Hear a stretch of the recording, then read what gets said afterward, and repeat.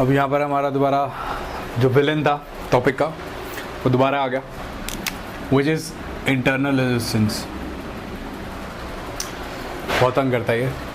अब internal resistance क्या होती है एक्चुअली में, जैसे मैंने आपको शुरू में बताया था कि जो सेल होता है, सेल के अंदर रॉड्स डिप्ड होती हैं और कुछ उसके अंदर रिएक्शन होता है जिसकी वजह से ईएमएफ जनरेट होती है या फिर जो चार्जेस है वो नेगेटिव से पॉजिटिव पोटेंशियल पे फ्लो करते हैं। अब जब ये फ्लो करते हैं तो कुछ रेजिस्टेंस ये जो हमारा नीचे जो लिक्विड होता है या जो रिएक्शन होता है इसमें भी डेवलप होता है, ठीक है। सो उसको हम इंटरनल रेजिस्टेंस लिखते हैं। जनरली इंटरनल रेजिस्टेंस की वैल्यू बहुत छोटी होती है as compared to the external resistances. तो मोस्ट ऑफ द सर्किट्स में इस इंटरनल रेजिस्टेंस की वैल्यू को नेग्लेक्ट कर दिया जाता है, but when you are given the value of internal resistance in the question तो आपको वो यूज़ करना है, ठीक है। अब इसकी वजह से क्या होता है, ये जो विलन है इसकी वजह से क्या होता है, अब हमारी ईएमएफ की जो वैल्यू है, जो वोल्टेज है उसकी वैल्यू रिड्यूस हो जाती है। Let us see the potential difference between this part, ठीक है।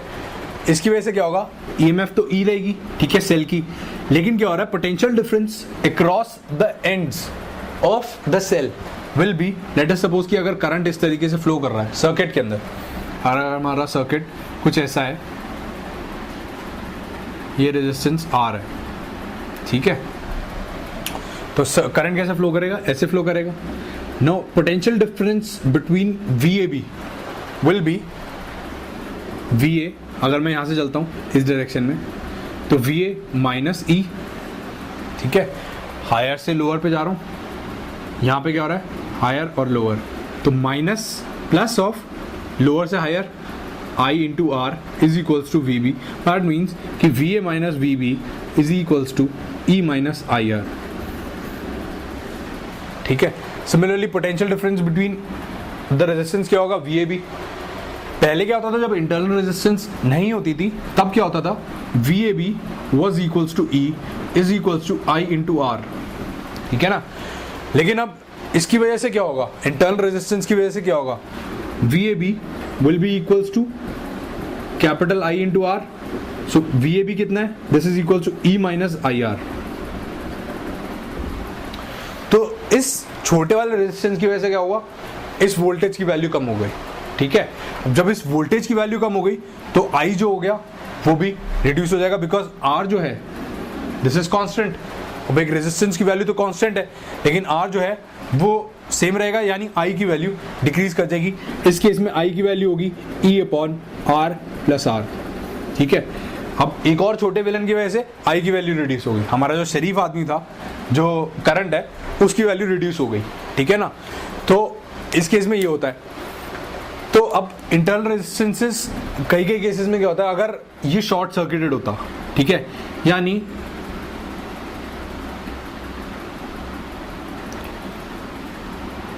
इसमें यहां पर जो I है वो जीरो हो जाता, तो उस केस में क्या होता, VAB would have been equals to E only, क्योंकि I की वैल्यू जीरो हो गई तो VAB क्या होगा, E होगा। अब कभी कभार क्या होता है कि हम, ये तो हमारी हो गई नॉर्मल सर्किट्स, लेकिन कभी कभार I की वैल्यू इस डायरेक्शन में भी होती है। उन केसेस के अंदर जो हमारा सेल होता है, ये होते हैं चार्जिंग वाले केसेस। जब हम सेल को चार्ज कर रहे होते हैं तब हम क्या करते हैं, हमको उल्टा करंट फ्लो कराना पड़ता है so that the cell gets charged.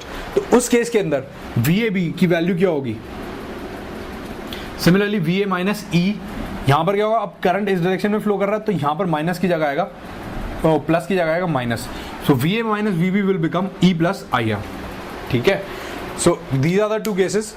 जैसे भी केसेस आते हैं आप R को आप नॉर्मली जैसे रेजिस्टेंस को एकोमोडेट करते हैं आप उस तरीके से एकोमोडेट कर देते हैं, ठीक है।